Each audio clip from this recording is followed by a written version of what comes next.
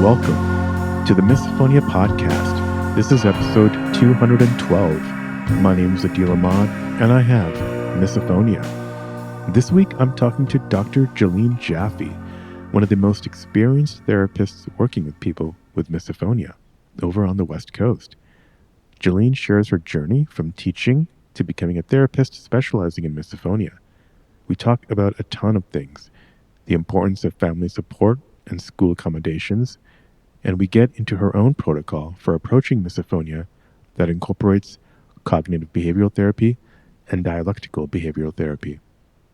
We spend a lot of time highlighting the role of adverse childhood experiences and epigenetics in understanding misophonia, and she emphasizes the need for mental health professionals to be aware of these factors in treatment. There's a ton more, but I want to mention we also talk about the Misophonia Association annual convention, for which she is a co-founder and board member. It's happening again this October the 16th weekend in Phoenix, and we talk about what it's all about and how you can learn more. Also, I want to mention her new book for clinicians called These Sounds Are Driving Me Crazy, Training for Mental Health Professionals in Treating Sound Sensitivity Disorders. It just came out and is available at sensitivetosound.com/training. The link is in the show notes. I'm going to breeze through the announcements just because you got to hear this episode. You know how to reach me already at hello@misophoniapodcast.com. You can book a time to come on the podcast at misophoniapodcast.com. And you can join supporters contributing to the podcast at patreon.com/misophoniapodcast. Now, I should warn you, I start right off the bat by mispronouncing her name, even though I've met her several times in person, but she graciously corrects me. But here it is. Here's my conversation with Dr. Jaelline Jaffe. Jaelline, welcome to the podcast. Great to have you here. Thank you very much. Yeah, I appreciate it. Nice to be here after a long time of knowing that you do these things. It's really cool. Yeah, no, it's exciting. We have a lot to talk about. So, first of all, for the people who might not know who you are, do you want to tell us a little bit about, what you do, where you're usually located? Yeah. So first of all, my name is pronounced Jaelline. Ignore that's not your fault. It's the fault of whoever created the name. Anyway, it's So I'm physically located ordinarily in Southern California, and I have an office in Sherman Oaks, which is in the San Fernando Valley, and I haven't been working out of my office since the pandemic. I've been working from a home office, so that's that piece of the background. Yeah. Great. Okay, cool. And so you started, love to hear a little bit, a lot of people don't know maybe your background. I guess, before you were treating misophonia, I guess you started as a teacher at some point and kind of evolved into therapy and now misophonia. Do you want to just kind of briefly talk about how your journey to getting to misophonia? Yeah, I was a teacher for a number of years, and I worked in the school system, actually total of about 40 years before I retired from that piece of my life. But concurrently, I was doing therapy. What happened was I every year would go down to a lower grade level trying to figure out, like, where did these kids get so messed up? And then I finally figured out, oh, wait, they come to school that way. so I went back to school and started to work in the field of family therapy. My license, got a master's degree and then a license as a marriage and family therapist. And then later I went back and got a PhD in counseling psychology. And so as a therapist for a long time, I worked with couples and individuals and families. I didn't work so much with kids because I was with kids in the school system. And after I formally retired from the school system, I just was doing full-time private practice without kids because I thought, I'm done with kids. Done that for a long time. I'll just be working with adults. I stumbled into this field by either accident or divine providence. I don't know.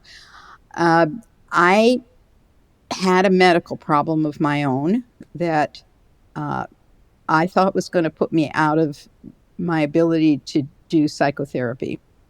And I went into a very deep pit of depression and fear and lots of mixed feelings about life and Mm. so forth. And I thought, how am I ever going to continue from here? And then I thought, well, you know what? Finally came around a corner and stopped crying in the dark and said, you know what?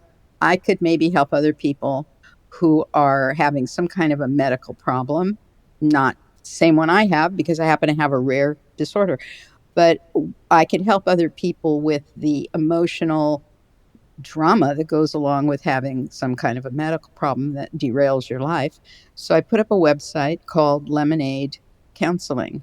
Like, what do you do when life gives you a lot of lemons and you have to figure out how to live your life anyway, even though it isn't the way you thought it was going to go? So I was doing that for quite a while. And then somewhere along the line, an audiologist found that web page and contacted me and asked me if I could develop a cognitive behavioral therapy program for his tinnitus patients. And I scratched my head and thought, well, first of all, he doesn't know I happen to have tinnitus. It's Mhm. not mentioned on that website, or it wasn't at the time. And um, second of all, I thought it was pronounced tinnitus. The audiology people generally pronounce it tinnitus. Okay, then. And I had no idea if I could do what he was asking, but I said, well, let me see what I can do. So I set about creating a program, and it worked very, very well. Most of the people that he sent me, his tinnitus patients, within about 4 to 6 appointments, I got them to the point where they were able to manage what was going on with them. You know, it wasn't curing their tinnitus. It doesn't seem to work like that. But they came to a place where they could deal with it much more effectively and get on with life. So that was fine. I was doing that for a number of years. And then I happened to see, as many of your listeners probably have come across, a episode of 2020 on Mhm. uh, whatever that is, ABC, with a mother and a teenage daughter who couldn't be in the same room with each other because of this kid's sensitivity to sound, with particularly her mother. And I watched this and I thought, so I believe that was in 2012. And I thought, that looks like it's a neurological problem, but it sure is affecting their family and their relationships. And I wonder if I can be helpful on that side of it. So I contacted my audiology person and I asked if he knew anything about misophonia. And he said, well, he was just beginning to look into that, but why don't I call this other person? He referred me to Marcia Johnson. Mhm. And at that time, Marcia was in the process of helping to put together the very first conference, I think, that ever had taken a place on the subject. It was sponsored by the American Tinnitus Association. And so she said, would you like to come? And I said, sure, I would. Well, between the time we talked and the time I went to that conference, I actually saw my first misophonia person and started figuring out what would work and so forth to be helpful. By the time I went to the actual conference, I was on the program to do a presentation. So they were all audiologists and me. And um, I don't know anything about audiology. Mhm. I mean, I really don't understand all of the tests they do and all that. But here I was in the middle of all these audiologists and doing a presentation about how some kind of counseling might be helpful to their misophonia as well as tinnitus patients. And from there on, I ended up working with Marcia and Cindy Simon, who's another audiologist who's in Florida. And we created the Misophonia Association, and we put on an annual conference or convention every year. The next coming up one will be number 12, I think. And it'll be in October this year in Phoenix in person. I'll talk about that later. Yeah, yeah, But that was the path that I took and then it just became. I worked with so many people. I've worked now with hundreds and hundreds of people with misophonia. Back to working with kids, which I had thought I was done with, but lo and behold, when does misophonia usually show up? So I've been working with preteens and young adolescents and all the way up to, I think, maybe age 70 or something like that yeah. is my oldest person that I've been working with. And so over this past, whatever that is, about a dozen or more years, I have um, evolved a protocol that I have found to be very helpful to people. And I'll talk about that a little more later. But that's how I got to where I am. Yeah, fascinating. And that should clarify for everyone. You don't have misophonia yourself. You're I one of do the. not. That is a perfectly great question. I do not happen to have misophonia. I have tinnitus, and I Mhm, also have this other neurological condition, mhm. which is a rare condition that, as the one I mentioned, I thought was going to put me out of business. So I don't have misophonia, and I have probably a better understanding of it than most people who don't have misophonia because Right, of all the people that I've spent time with. And I, I, we joke that it's contagious. It isn't, of course, really contagious, right. but we joke it is because once you begin to get aware of how many ways that various sounds are going to affect people, even as a person without misophonia, I'm very aware of the sounds around me that would be driving somebody else crazy, even if I just find them, unpleasant. Yeah. How many before you get into kind of some of the patterns and the protocol, like how many do you have an estimate of how many people you have seen or helped cope and treat their misophonia over the years? That is a fair question, and I don't have a good answer. I am a terrible um, bookkeeper, management of details like that person. I have ADD, and I don't track things like that well at all. And um, I have I have, let's see, I think I have five of these giant file boxes in my garage of closed files. And then I have a filing cabinet in my office with hundreds more. So I never counted, but I didn't even start keeping them in one digital file until a couple years ago. So I don't know, but I know it's many, many, many hundreds. Yeah. Okay. So in the hundreds, not just dozens, but like Oh, really no, no, yeah, many in the many, hundreds. Yeah. many hundreds, and Yeah. maybe into the thousands. I honestly don't know, but I know Yeah. it's many, many hundreds. From ages, I know the youngest person that I consulted about was a 7-year-old, or no, it was Hmm. actually a 5-year-old. I didn't work with the 5-year-old or the 7-year-old directly. I worked with the parents to help them understand some things that they could do.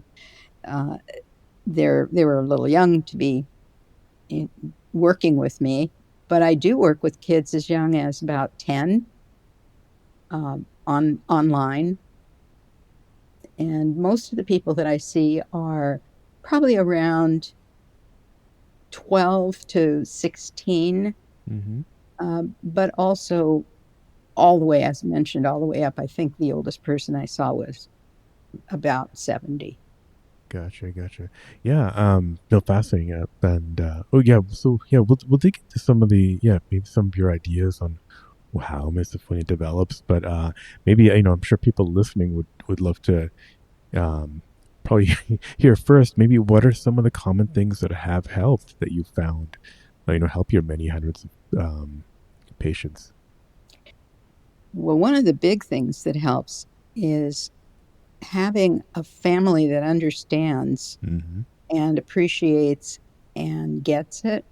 My first appointment always is, if it's a kid, my first appointment is with the parents, and no kid present. Kid meaning anybody that's not legally an adult, 18. So the first appointment is always with the parents. When I'm working with somebody who's older than that, the first appointment is with, if they live with somebody, who's the person that they live with, that they Oh. spend the most time with, that they're going to be rubbing elbows with. It might be a roommate or a spouse, or a boyfriend, girlfriend. That's the first appointment always, because I want those other people to have an understanding of what this is, as best we understand it, and they're not making this up, and no, they're not just overreacting, and no, they're not doing this just to be a melodrama queen or something. No, they're not. This is something that is happening inside somebody's neurological system, it would appear. And when I get family members to buy into that, it's a big step in the right direction. And if we have somebody whose family is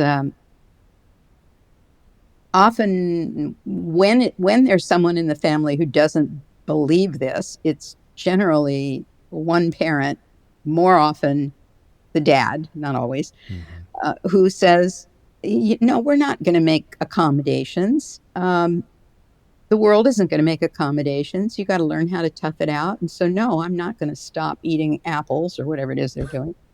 Um, and at that point, I'll use a comparison. Well, I happen to have a cousin. This is true. I have a cousin who has a peanut allergy, the kind that will send her to the emergency room with anaphylactic shock. She can't breathe. She could die from it. If you had a kid with a peanut allergy like that, would you be eating peanuts around them? No, of course you wouldn't. If you did, I would say that you were engaging in some abusive behavior. Of course you wouldn't do that. So this is not an allergy. But if you think of it like that, maybe it will help you pay attention and realize that some of the things you're doing could be done differently that would be helpful rather than harmful. So that's the first main thing that helps, is getting uh, family members on board. Getting schools on board is another thing. So most of the people that I work with are in classrooms. And so getting the school to allow them, I've written, I have no idea how many hundreds of letters for 504 plans and for housing accommodations for college students and Mm. things like that.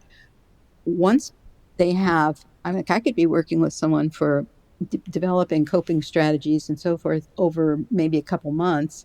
And then once we get these accommodations in place, a lot of them, I don't hear from them again until they're ready to move to the next, from middle school to high school or from high school to college, because they've managed really well. They've been able to, you know, take tests and be in the classroom, leave if they need, all that kind of stuff.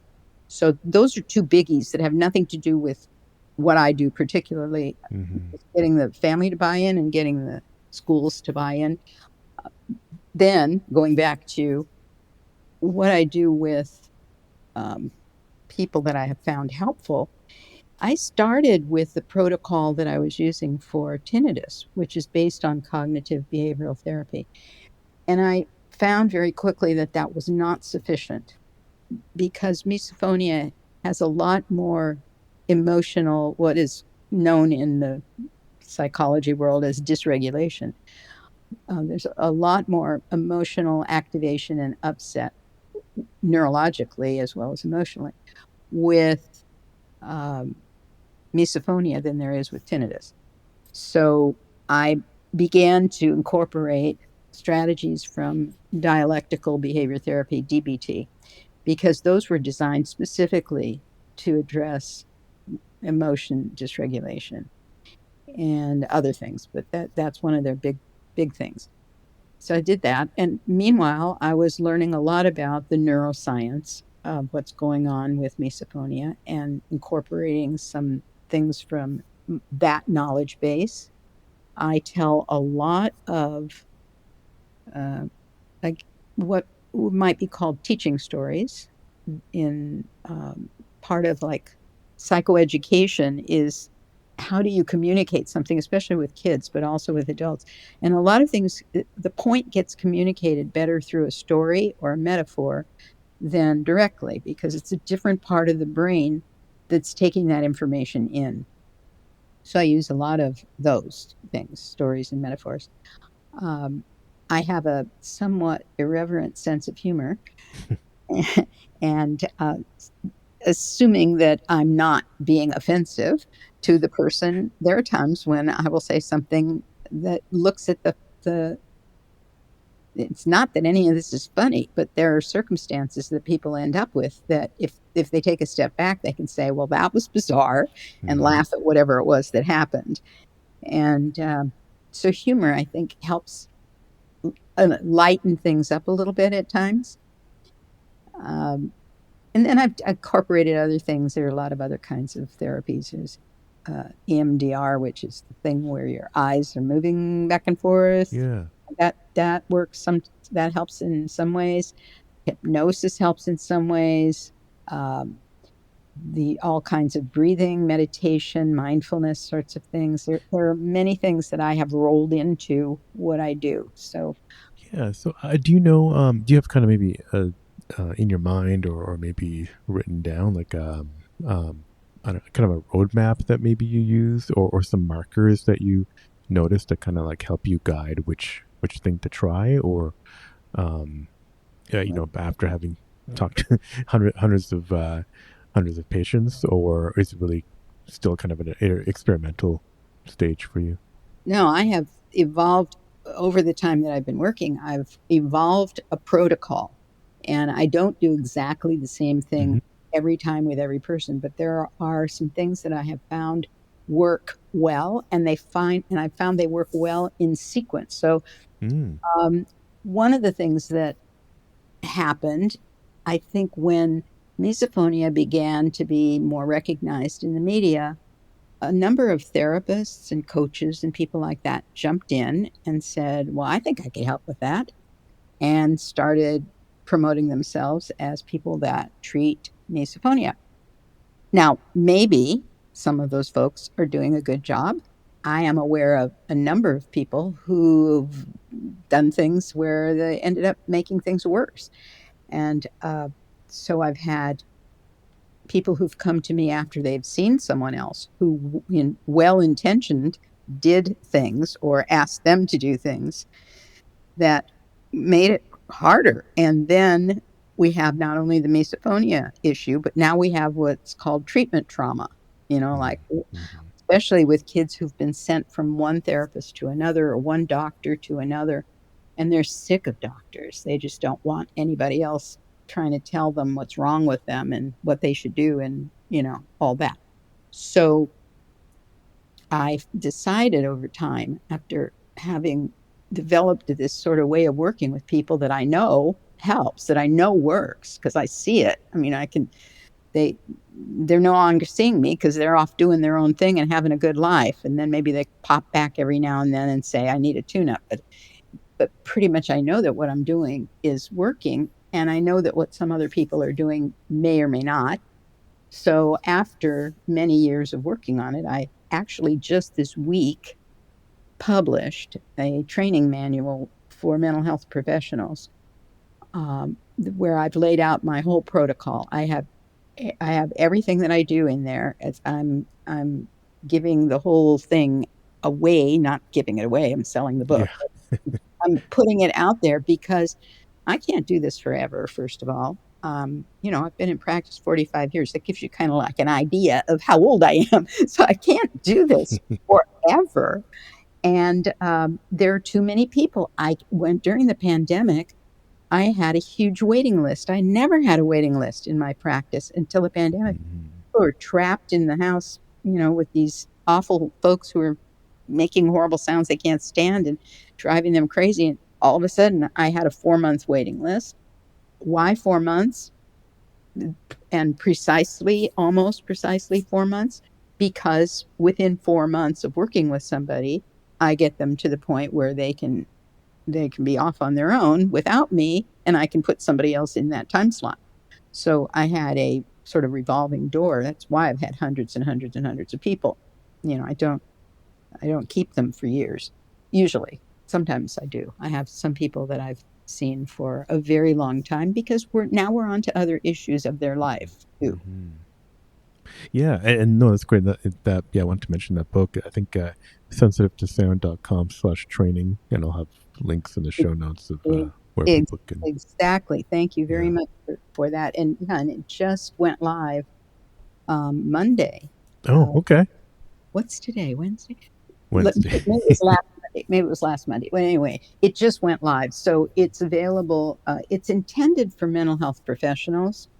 Um, I'm imagining there will be some people who don't fall in that category who are going to think that it'll be something they can use. And just caveat, um, the reason I'm targeting it to people who have a background in mental health is that there are things that come up. I'm sure you've heard this, you know this, it comes from anybody's personal history.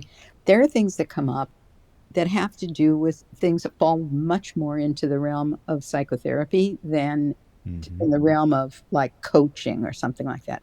There are things that come up that have to do with people's family history, with emotional trauma that happened when I have a person whose misophonia symptoms started not accidentally, but coincidentally happened around the same time as an extremely traumatic thing happened uh, in this person's life, and the family never put two and two together.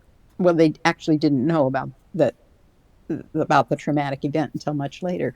But when those kinds of things are unfolded, you really need to have somebody who's adept at psychological interventions and knowledge and awareness to be involved. That's why I did not write this book for the public. The book that you and Jane worked on so diligently is more of a self-help Hmm. process, and it's I bought that book when she first published it, and I think she did a great job. It's wonderful. She slash with you, and I think Mainly it's her. I think it's a really good self-help sort of program. And there are some things that you really need to have somebody else help with because there are things that go beyond the mechanics of how to do this or do that to get through this particular stressful mesophonic experience at this moment.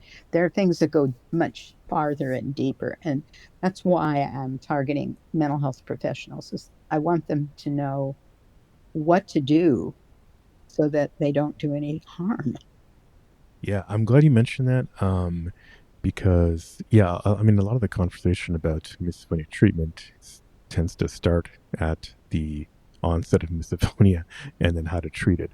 But it's maddening to me that in 2025 we're still not looking back into family history, traumatic events, what you mentioned, like coincidental environments at the home or wherever in the person's life, because anyone who's listening to the podcast hears those stories all the time. Um, and it really doesn't take a rocket science, I don't think, for somebody who's actually listening to put two and two together. Um, I Yeah, would you like to talk a little bit about that? You were talking about that at your talk at the convention about ACEs, adverse childhood experiences. Yeah, I'd love to spend time talking about that, especially with someone who's seen so many cases as you have. Um, well, for one thing, let me thank you for asking that. For one thing, um, this issue because it it's something to do with sound. Initially, everybody thought it was an audiology problem, and so the audiologists were the first ones that were involved in uh, identifying this issue and doing something about it. Marcia and the Jastroboffs named it, unfortunate name, but it came up with this cute name that stuck, Misophonia, even though it's Right. not. literally useful. Um, but over time, I think it's become more recognizable through the research that's being done that this is more likely neurological at its core. But why? Like, was somebody born prone to this? Maybe, but then it looks like all of a sudden it just shows up for I don't know if this is true for everybody. For lots of people, all of a sudden, they scream at somebody at the dinner Hmm. table to shut up or stop chewing so loud or whatever. It's like a switch gets flipped somehow, and there's no explanation as to why that occurs. So I'm interested in kind of the field of epigenetics. There's the Yeah. genetic part, which is maybe somebody is wired to have a tendency towards something, but then life circumstances somehow cause that switch, if you think of it that way, to be flipped, to be turned on. And so ACEs, adverse childhood experiences, this was a giant study. There were 17,000 people in this study. It was done in the late 1990s by the Center for Disease Control, the CDC, in conjunction with Kaiser uh, HMO in San Diego. So Kaiser is a huge Hmm. medical uh, company, right? And most of the people who are members of Kaiser and people that were in this particular study at that time were middle class, upper middle class, uh, I think mainly white. I'm not positive about that, but they were educated people who have in health insurance, they have finances. They're not poverty people. They're not living in starvation or anything like that. These are just regular, ordinary folks. And when they asked them, they came with 10 questions did this ever happen before you turned 18? And there were five of the things in the ACEs questionnaire are personal experiences, like was somebody abusive to you in this way or that way? And five of them were more environmental, like did somebody in your family go to jail Hmm. or you were abandoned in some way or neglected, or was someone in your family violent towards your mother? And there are 5 questions, personal, and 5 more family environment.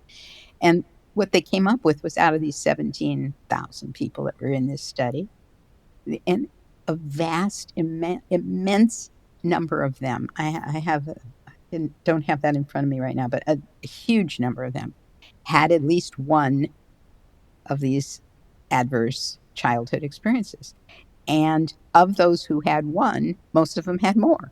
The 87%, I think, had more than one. So if you're looking at people who grew up in a more privileged environment and they had bad things happen in their childhood that have affected their lives, it's probably far worse than that in some other environment. But the thing that was most telling was they tracked these people. They were asking these people questions who were coming to Kaiser for adult medical issues. And that's the part that's most glaring about Hmm. this. This stuff that happened when you were 5 or 10 years old or whatever now is showing up in your adult life as a problem with medical issues, health issues, but also emotional and behavioral issues that are occurring far later on. And so what's the connection? Perhaps a big connection is that things that happen to us when we're little or young are going to have that kind of an impact. And the research is showing that those kinds of events, they don't change our genes. Our genes are what we're born with, but what they change is how those genes are expressed, how they're affected, and that's the field of epigenetics.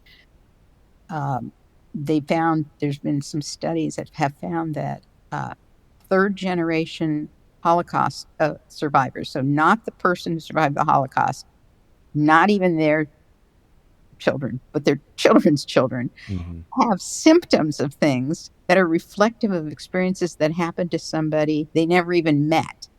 You know, Yeah.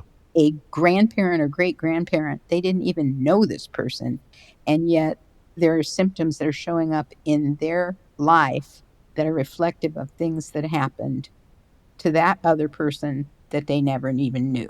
So it's like there's something in the genetic transfer of trauma that is generational, transgenerational. So there's, but again, why it's important for someone who understands is someone who knows a little more about family systems and about trauma treatment to be involved in working with something as complicated as misophonia, not just strategies, do this, do that. Right. No, that's fascinating. Thanks for explaining that. Yeah, I mean, a lot of the people who come on here on the podcast, they've had, maybe an alcoholism in their family. They've, as a child, they were afraid of like what mood other people were in. There was potentially some abuse, definitely tempers flaring, maybe a death in the family at Mhm. at a certain time causing an issue. Obviously, like things that happen in childhood don't necessarily always translate to issues later on. What do you think are maybe some of the factors there that have it the epigenetics turn on for one person and not another?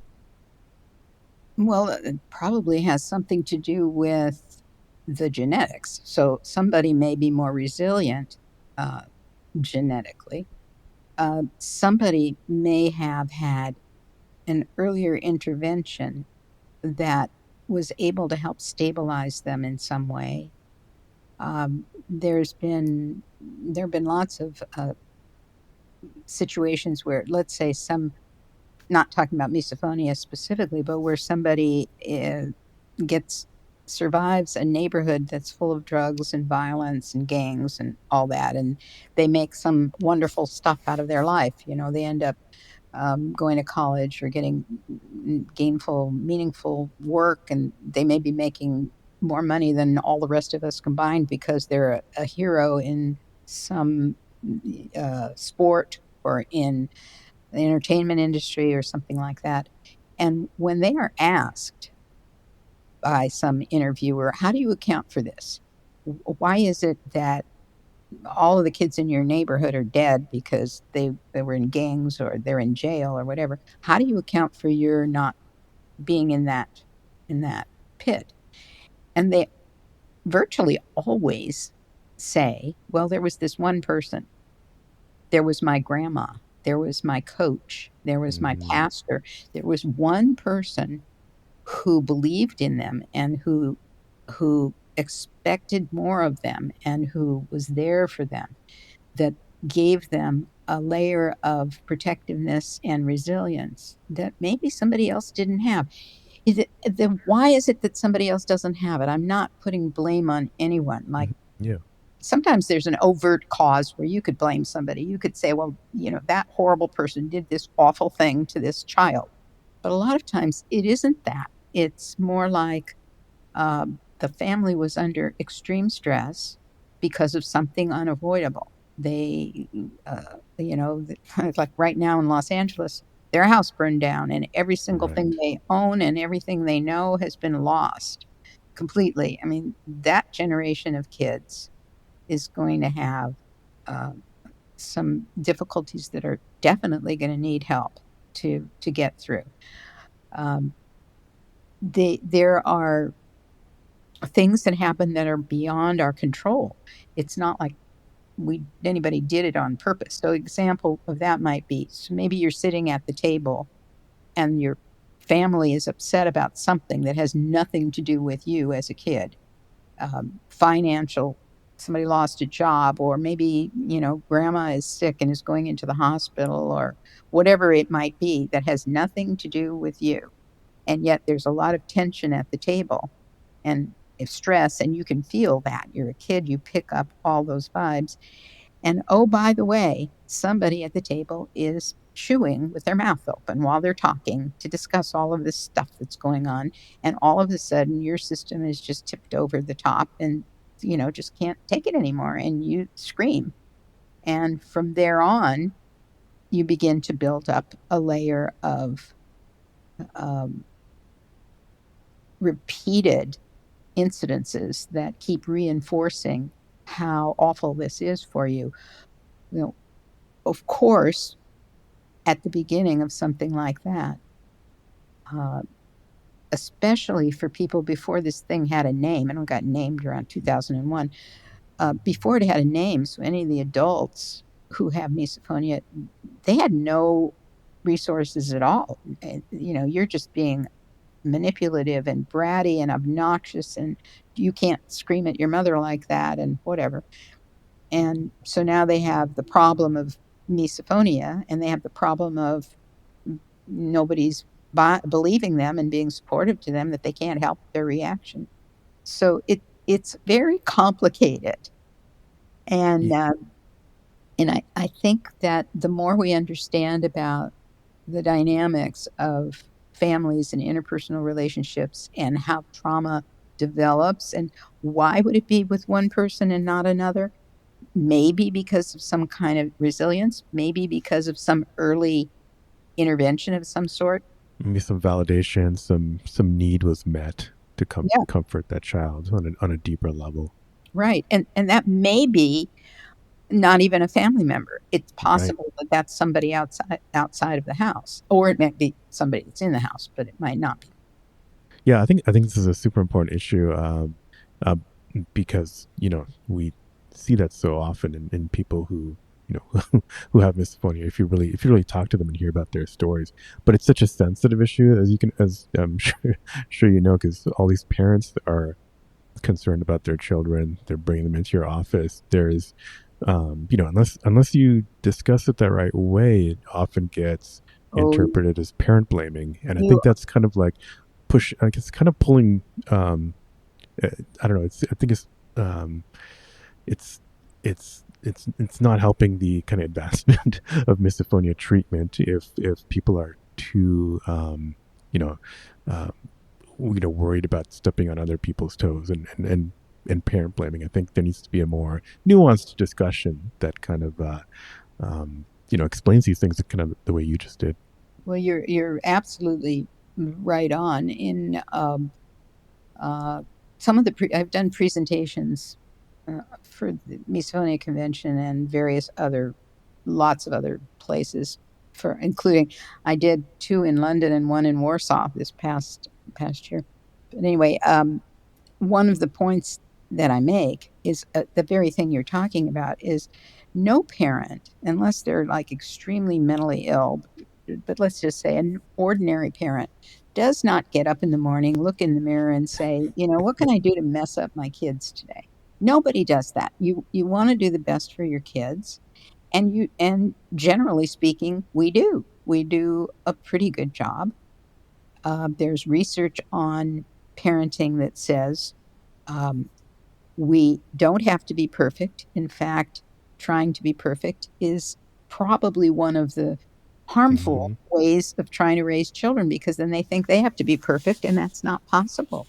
And we know that, uh, from all evidence or indications, people with misophonia are extremely perfectionistic, almost always. They've got like a very high standard for how they think they should be and what they think they ought to be able to do. And then there's the judgment piece that goes with that, of what they think everybody else should be too.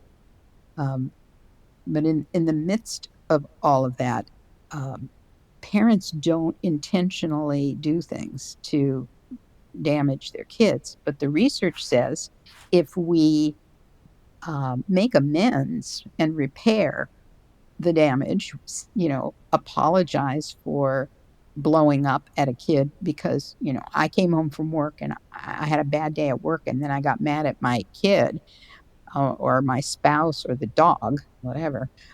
Um, there's a level of being able to repair that, that's actually better than trying to be perfect in the first place. Because then what we teach kids is nobody's perfect, and it is possible to repair damage almost always. I mean, there's the the only time you absolutely cannot repair something is if somebody's dead.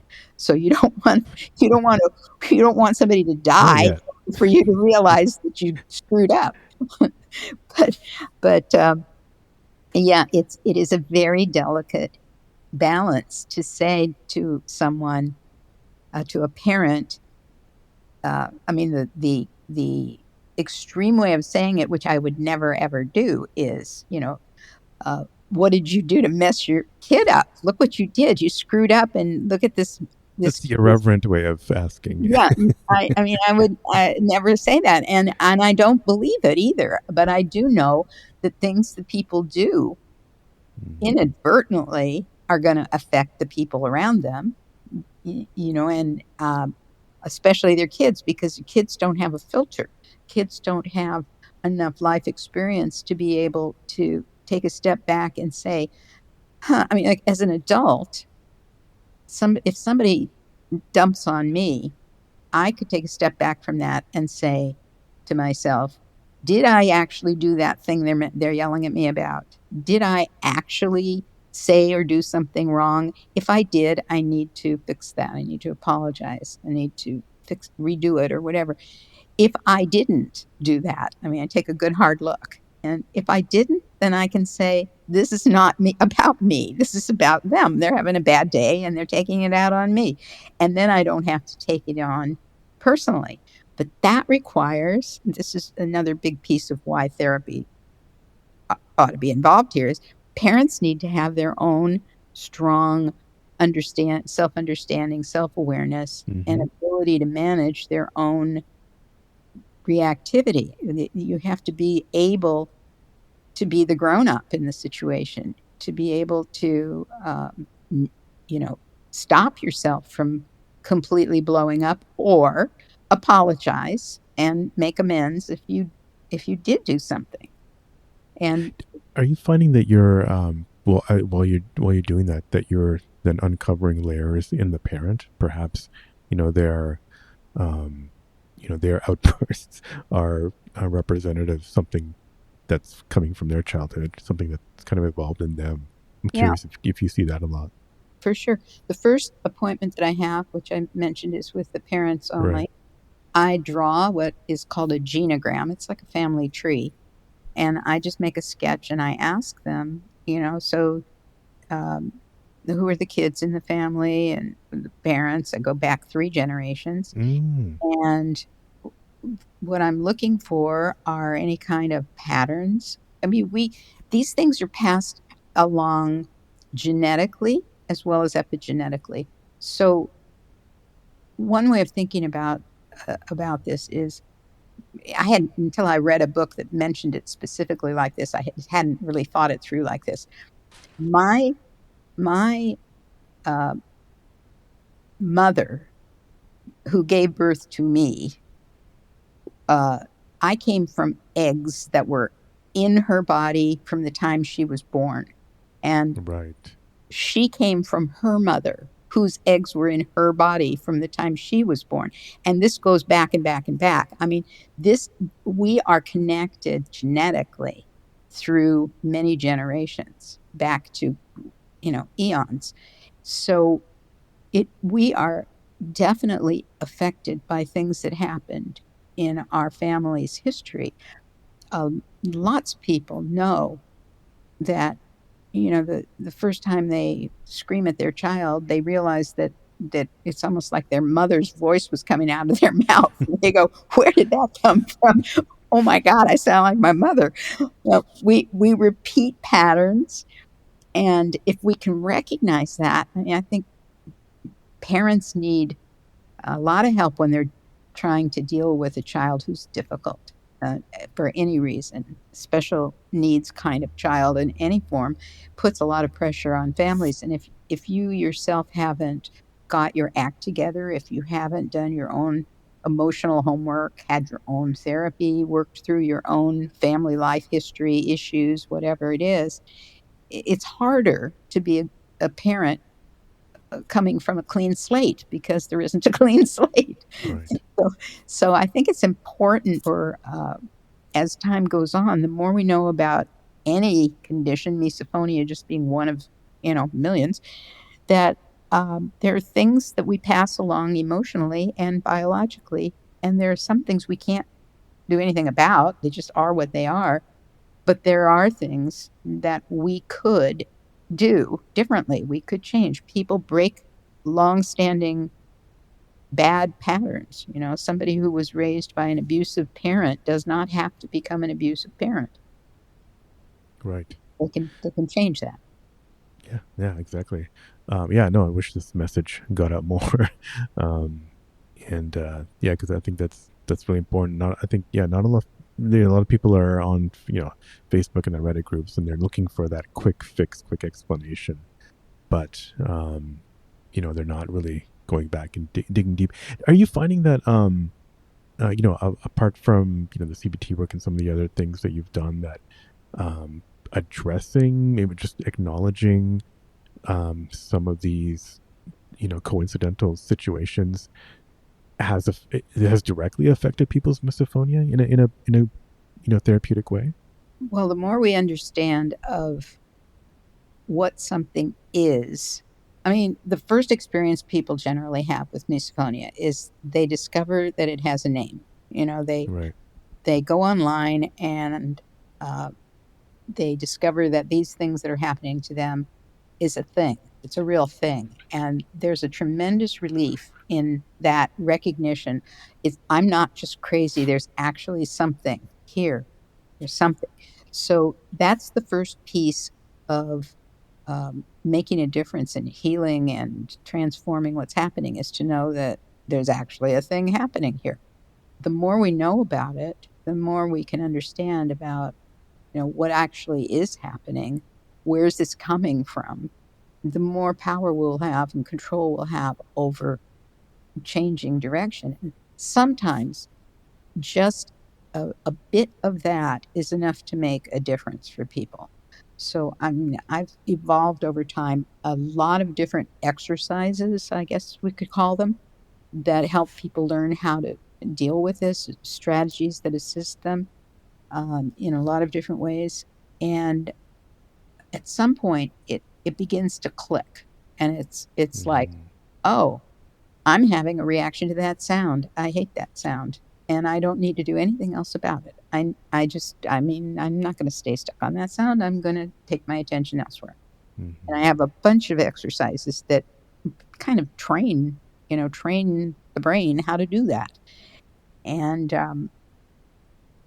then things change because w when you're fixated on a problem, it's all you see. It looms tremendously, it's huge. When you can, and I'm not saying you shouldn't be fixated on this particular problem, when you know that it's a real thing, of course, you're gonna look into everything you can about it. You're gonna be online and all these groups and whatever. I recommend to people, by the way, that after you get a kind of an official diagnosis and you've been online and researching and all that, at some point, stop it. Because what happens, especially on groups like Reddit or other places like that, is that people are going there to vent. They're Right. complaining. They need a shoulder or an ear, and so you go there, and what you're going to hear is everybody's problem. Generally, you're not hearing as much from people who have figured out what to do about this because they don't keep putting themselves in that uh, arena where they keep getting assaulted by everybody else's problems. So they start backing out and not going there anymore. So the people who are left are the ones who are still unhappy and venting. Right. You know, Right. and and we know Um, that people with misophonia have this very interesting tendency to the contagion part of it. Like yeah. somebody says, "Oh, this thing that my father did," whatever, and the person says, "Gee, I never noticed that." And then, of course, all of a sudden they notice that, and it's added to their list. Right. Right. Right. Right. Yeah. No. Yeah. I'm. No. That's exactly the kind of cycle. People find out it has a name, then they do all this research, and then they tend to find other people, and then they may or may not tell their family. Uh-huh. um, and that can go any many different ways. Yeah, I no, I'm it's curious if I the reason why I asked was just curious if like maybe addressing some of those family issues has ever kind of like been one of the is it part of your protocol to kind of maybe address the past issue with a parent, because you say you bring in the parent right away. Is that kind of directly led to kind of real misophonia relief? Because a lot, there's you're obviously online. You're hearing about these various stories of hypnotherapy and whatnot addressing deeper trauma. I'm curious if kind of part of your protocol has been to kind of resolve those childhood issues in a way that has kind of like led to relief. Uh, yes, the short answer would be yes. Longer answer would be we need more education, psychoeducation. We need more knowledge and information out there so that people have a better understanding of, where do these things come from and what can they do about it, and not blame. Like one of the pieces that you and I were talking about after my Mm. Hmm. one of my presentations at the convention is this aspect of religion, for Yes, example. want to get to that. And I mean, the many of the things that I am interested in, that I come up with as areas of that I would like further research and exploration comes from people in my practice who say to me, I've been thinking about this. What do you think?" And this particular incident had to do with, somebody who was raised in a very strict religious environment. And he was wondering if various things from his upbringing had something to do with him developing misophonia. And as I explored that, and I did some not as official study, which I'd like somebody to do, I did just a survey. I was astounded at the disproportionate number of people who came from a family with a very strict perspective on religion, basically meaning what's right and what's wrong. And if it's wrong, then it's evil and bad and sinful, and You'll go to hell. yeah, That and message, yeah. a lot of shame and a lot of guilt that go along with all that. And I'm not intending to be disrespectful to anybody's religion. At the same time, when I look at this disproportion that I came up with in this non-official study, I mean, it wasn't a study, survey, I say, there's something to this, that the way that people's families operate, and they operate this way because it's what they do, it's what they know, it's what they grew up with. It's not out of any ill intention ever. But whatever it is that they're doing, if it turns out that some of those things are contributing to the problem, then maybe it's something to consider and look at and figure out if there are ways to do it differently. Like the religion thing is like that's a tough subject to breach, along with parenting styles and things like that. It's like I want to raise the question, and I also don't want to be blaming or disrespectful, because I'm not. I'm looking at, are there any connections here that we could maybe look at and disconnect? Maybe we could unhook this thing from that Mhm. thing and Right. maybe make somebody's life a little easier by doing that. I mean, a little quick example of how that might operate is when I'm working with, let's say, with a 14-year-old or something. One of the things that might happen in their family, and I want their parents to be prepared for this, is it might look like they're getting worse while they're working with me.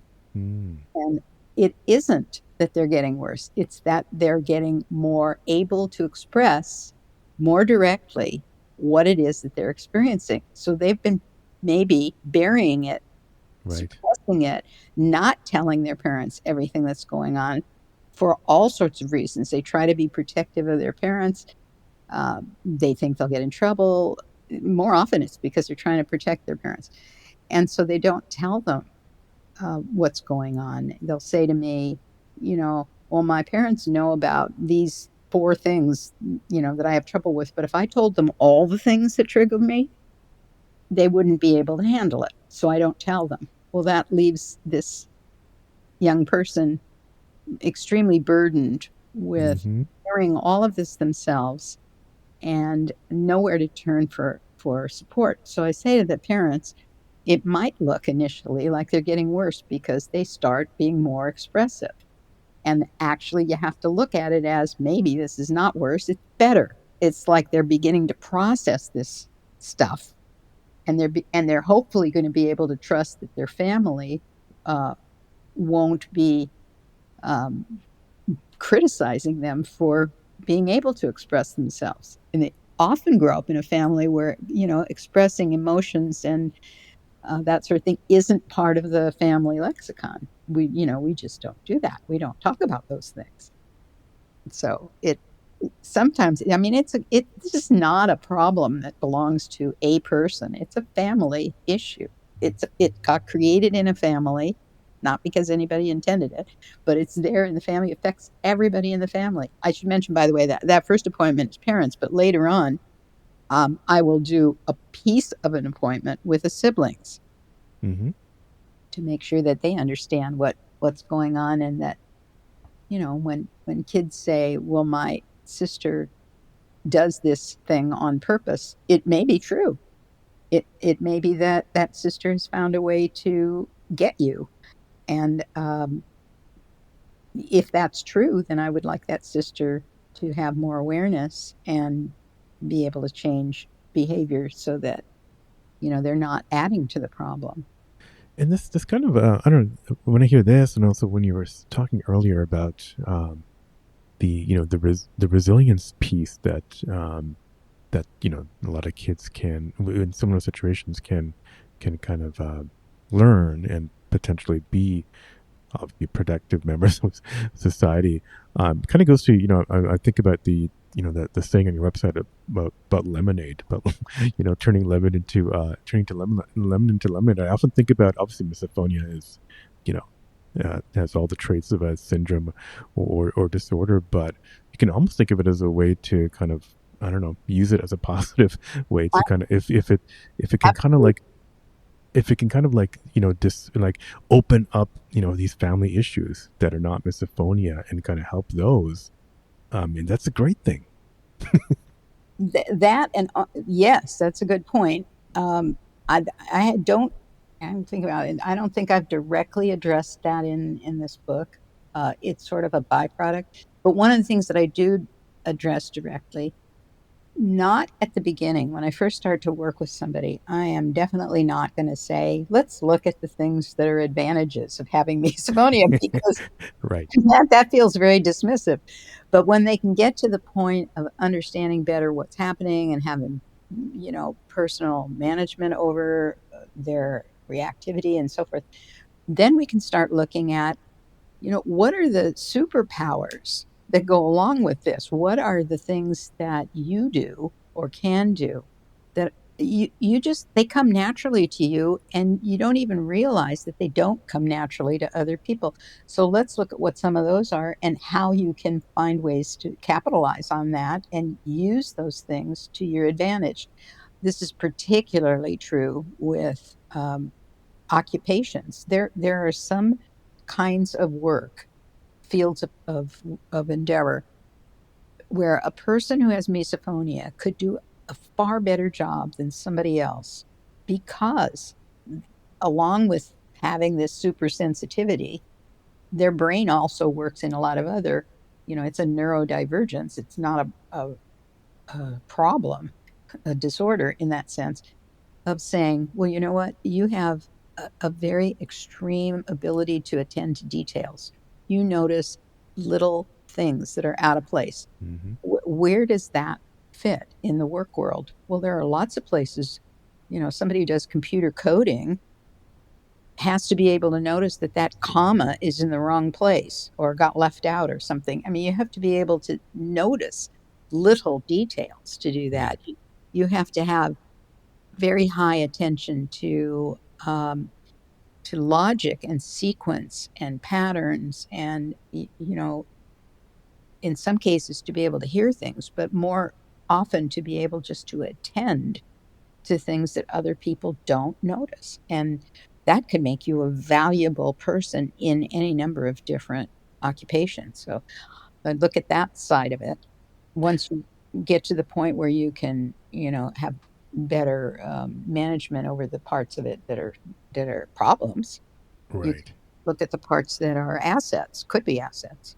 Yeah, and I feel like we could go on, yeah, on this and many other topics. I do feel like, yeah, like you said, I think well, people with misophonia and everyone has kind of special talents, sensitivities, traits, what have you. I feel like I don't know. Sometimes I think, the last couple hundred years, we're kind of made to conform to like sitting in a room for school for 12 years and then taking a job, whatever we can get, and kind of sitting in an office for a long time. I feel like I don't know, this our modern kind of sensibilities have kind of maybe affected um what how what develops in us, because maybe we were not meant to sit in an office and you know listen Right. to weird people slurping. Maybe we're meant to Right. use our talents in more natural ways. Well, yeah, absolutely. Also, I mean, there are a lot of, before I was in the therapy field, I was a teacher. I was a special ed teacher and Uh-huh. for a while. So I was working with kids whose learning style was different. They couldn't read. I had a whole room full of fifth graders who were in this particular school, in this particular neighborhood. They couldn't read. They were reading at first grade level. And not, and I look at that as a failure of the school system, not as a failure of the kid, Hmm. because the way that the people had it approached teaching reading didn't match the learning style for those particular kids. Um, and yet I was supposed to give them standardized tests for fifth grade. I mean, they couldn't read the damn thing. Hmm. So, I got subversive about that. I said, just go pick one column, A, B, C, D. Pick B, pick C, pick one column. Just go down and mark every one of them down like that, and you're done with the test. I wasn't Yeah. supposed to do that, of course, Right. but they couldn't read anyway. They didn't know what they were guessing anyway. Yeah. And by doing it that way, they got 25% of them right or something. And then we could just get on with teaching and learning and not have to spend all our time test preparation. Right. Fascinating. Um, yeah, just to we're just over an hour. This has been, obviously we can go on and on, but just to bring it back to misophonia a little bit, and then also just about the social aspect of it. The next phase after like learning about it, researching, is meeting other people. Do you want to talk a little bit, I guess, about the convention? Oh, yeah, absolutely. So we started doing these conventions, and if you talk about it with someone who has misophonia, their first reaction almost always is, "Why in the world would I want to do that? Why Right. would I want to go and put myself in a room full of people who do all those things that I hate? I mean, that would just be torture. That's stupid. Why would I do that?" Well, we have very strict rules about what happens in the room. There's no food or drink allowed. We ask people to leave the room if they need to, cough or whatever. Um, we provide snacks that are not crunchy. Mm-hmm. We spend a lot of time making sure that the environment is supportive. We pick hotels that have water ambiance in the lobby, so you can sit near a waterfall and have a conversation with someone. And we set it up like that so that the environment is great. But the best part about it is meeting other people. So Mm-hmm. we have parents who get to meet other parents and don't have to explain to somebody about the problem they're having at home because this person gets it, they understand it. We have a teen track, so the kids get to meet other kids that are experiencing similar things, and they create a very good support network for each other. They end up with a group of buddies on Discord or whatever platform they're using. They communicate with each other after the convention. They There are presentations about various topics so people can learn something if they want to, sit there in the room and listen to whatever it is.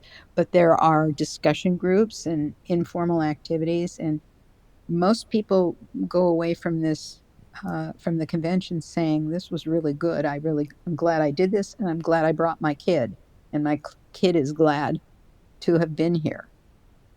Yeah, So I see a lot of families, and you're right. It's apart from the all the work you guys put into making it supportive, which is very visible, and you can definitely see and feel that. It's the, like you said, the informal happy hours, bumping into people, having a conversation, like you said, intuitively understanding them because we've had similar experiences is very eye opening and validating and just kind of fulfilling. So one other aspect of that, by the way, speaking of the validating part, is some people tell me afterward, it's the first time the shoe's been on the other foot. All of a sudden, um, if I'm a person with misophonia, I'm very well aware that that thing that other people do, the way they drink or breathe or eat or whatever it is they do, that drives me crazy. And all of a sudden, I'm in an environment where I have to watch what I'm doing because I could be setting somebody else off. Huh, imagine that. And it kind of gives them a better appreciation for what their families have to do in order to be accommodating to them. Because most people with misophonia, not all, but most, don't have a problem with their own sounds, those similar sounds that other people make drive them nuts, but they don't have a problem with themselves eating something that's crunchy or whatever. But here they are in a situation where they have to be aware of someone else and not triggering someone else. And it's very um, eye opening and helpful, I think, to them when they go back home. They have a little better appreciation mhm. of what their families are trying to do to be accommodating and helpful to them. Yeah, no, I agree. The just not that we're not empathetic, we're extra empathetic, but yeah, that Yeah, that kind of exactly. like understanding is super valuable. Because yeah, you're right. I mean, when we're triggered, we're not thinking about anything else but ourselves, and Yeah. so that's the one moment where we're not super empathetic, and so Mhm. Yeah. this is a great experience. Well, yeah, Jaelline, this has been amazing. We didn't even touch on misokinesia and other things that we could we could definitely get into, but yeah, I'd love to have you on again in the future. I guess that would be amazing. Anything? I mean, anything else you wanna share with people? Maybe some final tips for parents or stuff like that. Well, if we had, one of the thoughts I had before we started talking was, doing a couple of different exercises, sort of with you, which Mm. we're way over. So we'll do that Oh, another we'll schedule one of those for we sure. can do Yes. that where I can do some of the things with you that I do so that people can see how this works. But I will tell you one very quick one right now in closing that I teach everybody, parents and kids, from the get go. It's a DBT informed exercise, which is a way of breathing. Probably you've run into this, and other people have run into this. There are many different breath techniques. This particular one calms down that agitation very quickly.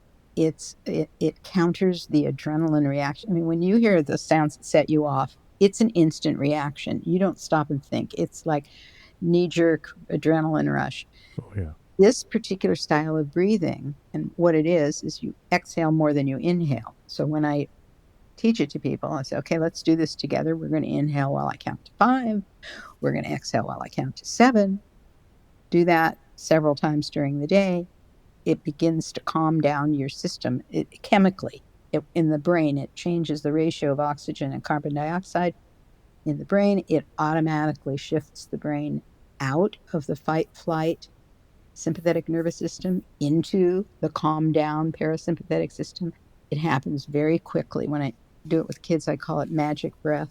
I mean, it works really. It's simple, fast, works Yeah.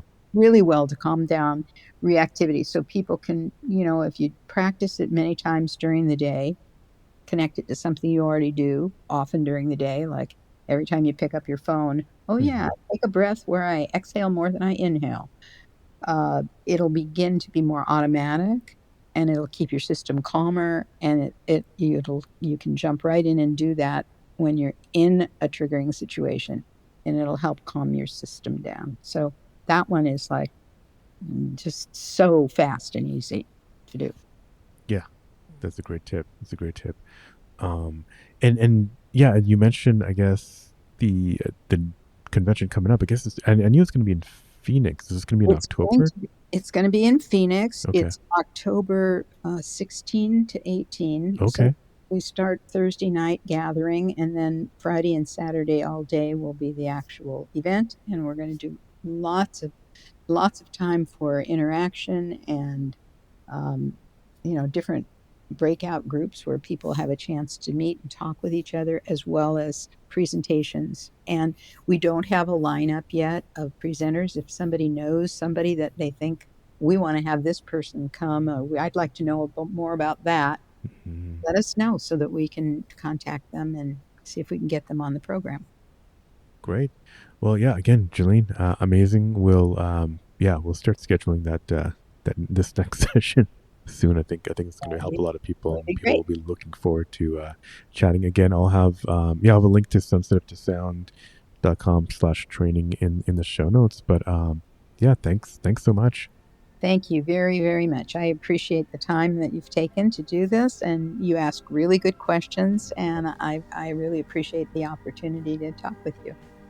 Thanks again, Jaelline. Absolutely instant classic episode here. Can't wait to have you on again. Remember, her brand new book for clinicians is available at sensitive2sound.com/training. If you liked this episode, don't forget to leave a quick review or just hit the 5 stars wherever you listen to this podcast. You can hit me up by email at hello@misophoniapodcast.com or go to the website misophoniapodcast.com. It's even easier just to send a message. Reach me on Instagram at Misophonia Podcast. Follow there or Facebook at Misophonia Podcast, and on Twitter, or X, I should say, it's Misophonia Show. Support the show by visiting the Patreon at patreon.com/Misophonia Podcast. The music, as always, is by Moby. And until next week, wishing you peace